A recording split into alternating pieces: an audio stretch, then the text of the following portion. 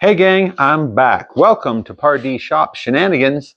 Today is the first video in the series. That's right, number 1, the very beginning of the trek to Moab 2025. That's right, for the Easter Jeep Safari in April of 2025, I plan on taking Papa Smurf, but I got some work to do. So today, I'm going to take a look at pulling the valve cover, taking a look at some valve condition, and seeing if we can find any crack in the head. Stick around, we'll have some fun.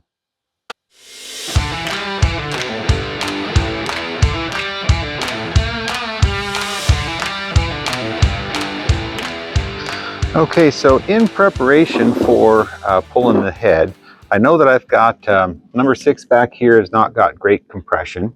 Adequate, but not great. I've had this little shudder and a vibration going on for a year I've been trying to chase down.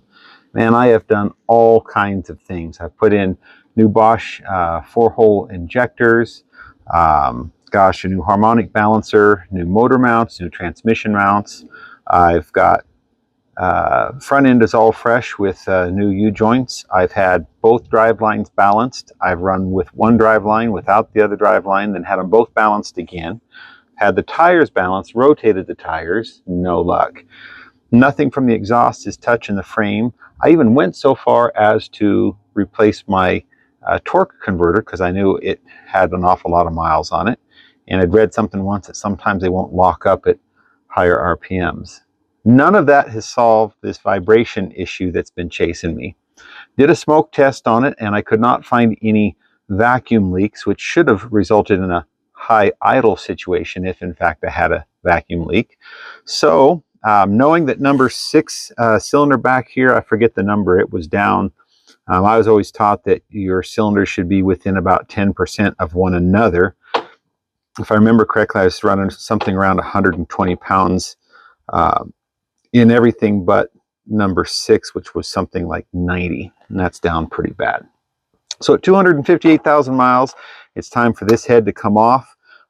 So long as the cylinder walls look good, I don't burn any oil, I don't have any smoke. I think my rings are in good shape. I've got some blow by, but that might be the result of a crack in the head. So today we're going to pull the valve cover, take a little closer inspection and see if we can find any cracking that's visible to the naked eye. Doesn't mean it always is. And just set ourselves up for next steps to pull the head off. Now, I've already done some work. I've already taken out the air box. I've already pulled out the vacuum harness front and back, get some things out of the way. I've pulled the accelerator cable back here out of the way. I've loosened up most of the small bolts on here. But I wanted to point this out.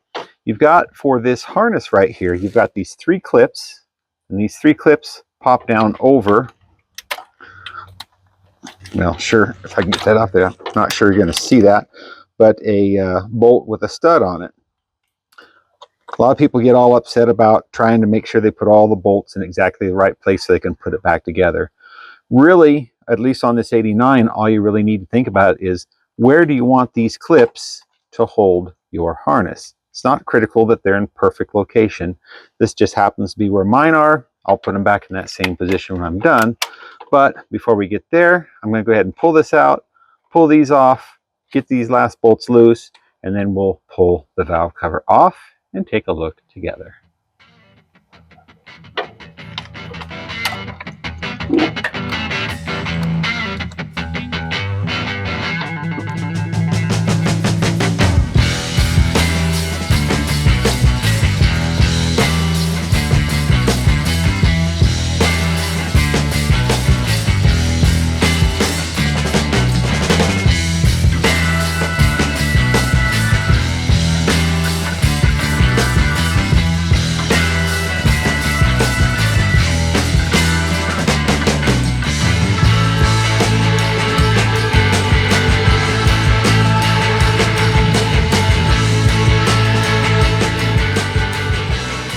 Okay, well, let's see what we can do here. Looks like I do have a radiator clamp in the way, so we'll get that moved.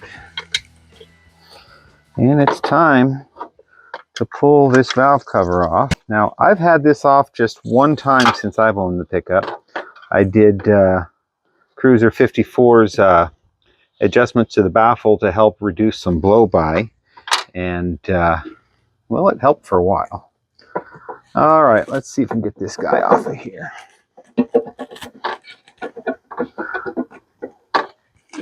Come on, tree.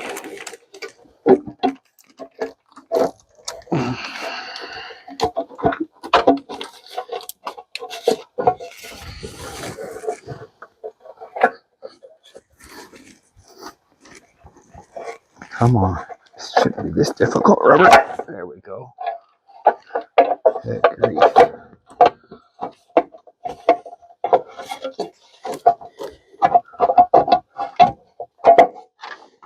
Well, why is this so hard?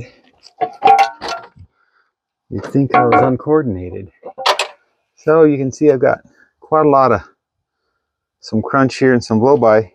Who'd have thought that plastic could wear that this much? This is from this harness wearing right on there. Go figure.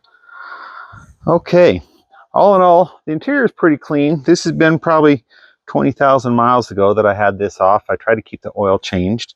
Cut these baffles off because they go too far down for stock. Nice write-up Cruiser 54 had. I think you can find that out on the Comanche Club website as well.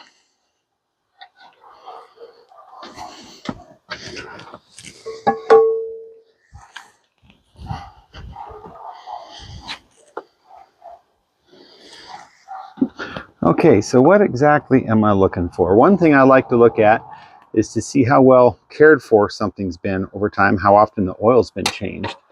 Let's see if we move you around here, if we can get a little different view. Sorry if I'm making you dizzy. So at 258,000 miles, it's pretty clean. Not too shabby.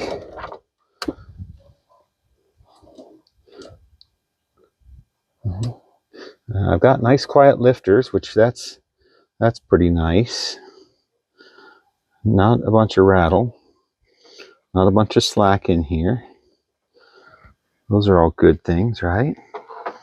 Now, I don't know. One of the things you really want to look for, and it's kind of hard to see, is you want to look for clean spots. I don't see one. If there's a real clean spot here where oil was coming up, or maybe a little coolant was coming up, that'd be a sign of a cracked head. I'm going to put the camera down and take some closer inspection. Well, the good news is I don't find any obvious signs of crack from the top end. Of course, I'm not an expert, but what I do find is at 258,000 miles, this is in really nice condition. We've got a little bit of carbon, a little bit of crud in here, but oil's been changed on a pretty regular basis, which I think is why this engine has held up as well as it has. I don't currently burn any oil, so I'm hopeful that my rings are all good still. And but I do know that number 6 has got low compression. So if I remember correctly, this Renix engine and a lot of these 6-cylinders, number 1 and number 7 tend not to get as much circulation as coolant as you'd think, which is funny with everything being right up here for the front for number 1. But number 6 is taken some abuse. Since I've had the truck, I've only had it hot once. It got up to 220 and I shut her down. So I don't know its history before that. Now there's a lot of discussion about different heads on these 4 liters, and they all have different attributes that are good and bad. But remember this, the bottom line is any head that you overheat can crack. Simple as that.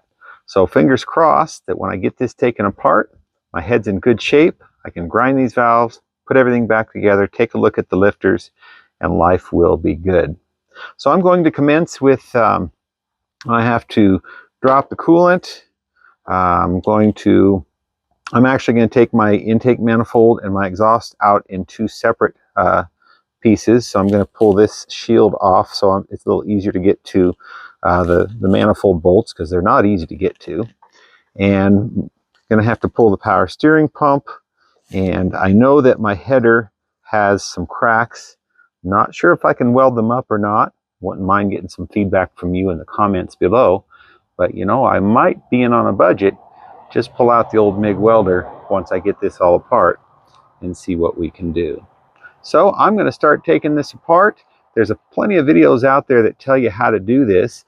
Bottom line is I need to get this harness out of my way, so I'm going to have to disconnect the wires from each of my injectors. Then I'm going to get my harness stretched over here as far as I can. I'm going to pull my fuel rail, and I'm only going to pull my fuel rail so that I can get this shield off and have a little better access to my bolts for my intake and exhaust manifolds. I'll crawl underneath and I'll drop the down pipe, 2 bolts there, and yeah, I'll probably do most of that off camera. Again, there's plenty of videos out there that show you how this works. My focus is going to be on this head. Okay, well, it's a new day. Last evening I was out here, it was getting dark, and well, frankly, I was too cranky to do a video.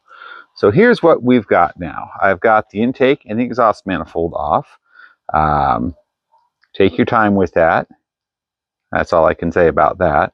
And last night I was a little concerned because where this coolant leak is here, it looked like it was running all the way down here. So my concern was maybe I did have a cracked head after all. So I shot it really good with brake cleaner, left it covered up overnight. And the bad news is I've got a bad freeze plug. The good news is, well, I've got a bad freeze plug before it was a problem. So part of the process is I'll pull each of these freeze plugs out, replace all of them. I know there's one on the back, I think, but I'm not going to pull the engine. You can't really see it in here, but taking a look at each intake and exhaust port, I'm not finding any really gross anomalies, like one's all caked up or hasn't been firing or anything, so I'm happy with that. And next steps are going to include pulling the bridle off of each of these, pulling off the rocker arms, pulling all the push rods out, and make sure they're all straight and nice. Always make sure when you take stuff like this apart, anything you're going to reuse, make sure you keep track of the order it's in, because this push rod has wore into this rocker arm, this push rod has wore into the lifter down below, and the camshaft. You don't want to mix and match those because it can give you trouble. I'm going to try to reuse as much as I can here. I need to pull, I'll go ahead and pull the spark plugs and wires. I'll get these bridles off of here. The good news is I had not drained all the coolant, so that allowed me to find this issue. Bad news is I still have to drain the coolant, which is always a mess. Now, one thing I would suggest, and I might go down to the store and find, get yourself a little 5-foot kiddie pool to put under there. Because when does coolant ever flow where you want it to, especially when you have obstructions like a skid plate and other thing down there? It just runs all over the place. So I might run down and grab a kiddie pool because I've been threatening to do that. Anyway, I'll come back when I have more. Okay, now if I was getting paid to do this, I would say here is pro tip 101 in head removal. See how these rockers are all full of oil? Okay, that's a good thing. We want them that way. But you don't want to take that apart, dump it all over the place. You don't want to try to dab it all up. So take your bridle loose, open it up like this, let everything drain out, let that sit before you take it up, and it's a lot less mess later. Okay? No extra charge. Okay, making some progress for sure. Now, you got to remember to pull this ground strap off the back there. That bolt isn't going to come out because it's going to hit this bulkhead here. So you get a little piece of hose. When that gets loose, it'll hold that up so you can take the head out. Learn that on the internet. You learn everything on the internet.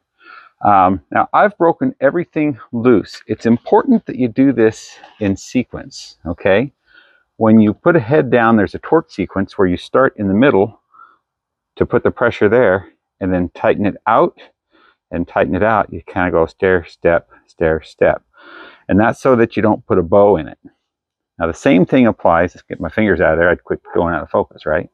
Same thing applies as when you take something loose like this. Now, to my knowledge, this head's been in here for almost 35 years, right?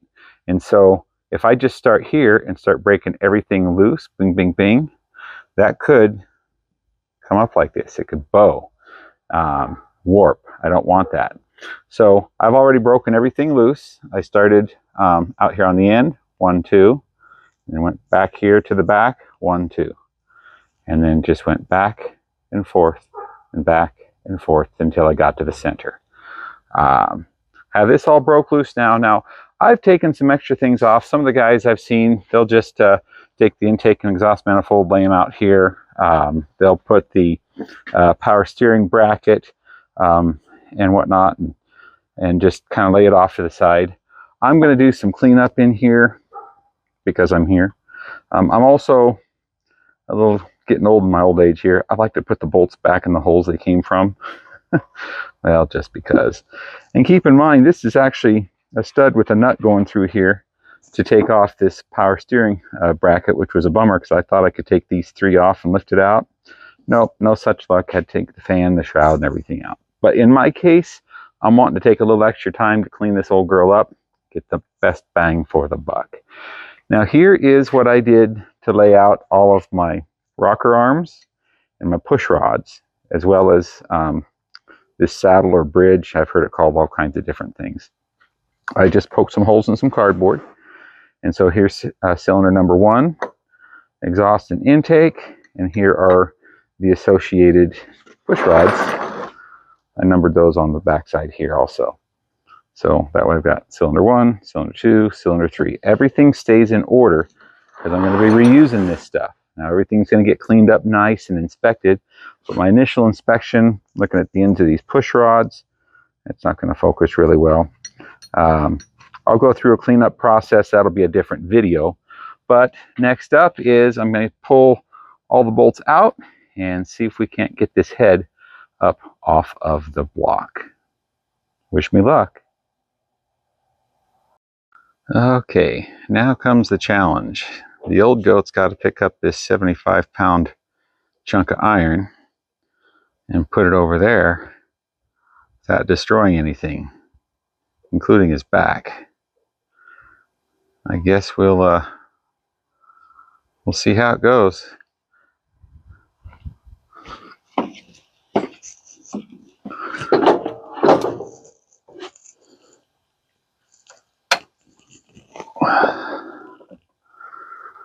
Let's see.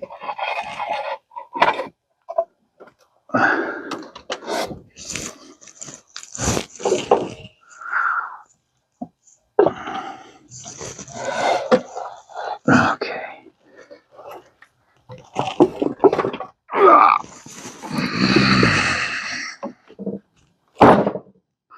That wasn't so bad, even for an old fart. All right. Let's take a look now and see what there is to see. Okay, the good news is, let's see if I can bring you up here. Just some of the, whoa, golly, I'll make you dizzy for sure. So, taking a look at the cylinders here. Not too bad.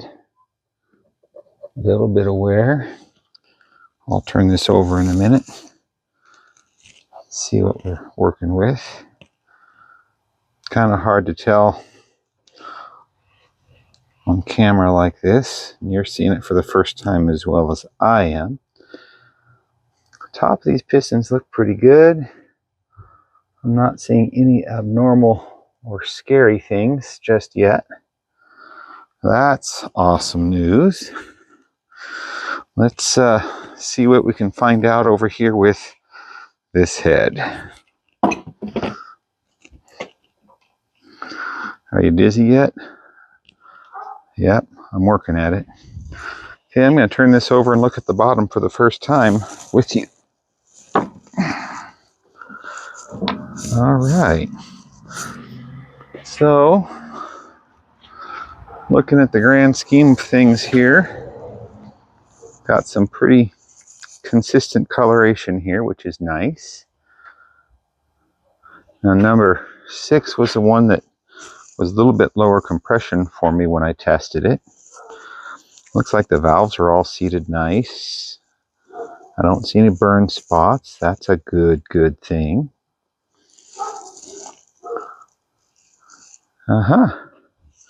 Let's get this head gasket off of here and see if it speaks to us. Well, it's too dirty to speak to us right now.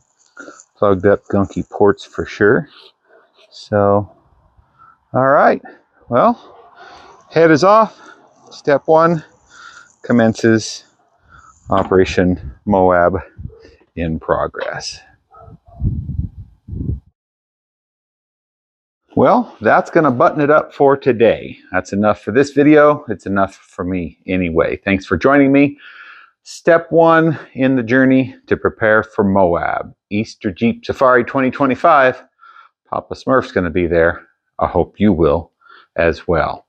Hey, hit like and subscribe if you're enjoying these videos. It helps me out, and hopefully you can get those notifications when I post the next video, which is going to be inspection of the head, tearing it down, and checking for any cracks or any damage to see whether or not I can refurb it and put it back on service, or if we're starting from scratch.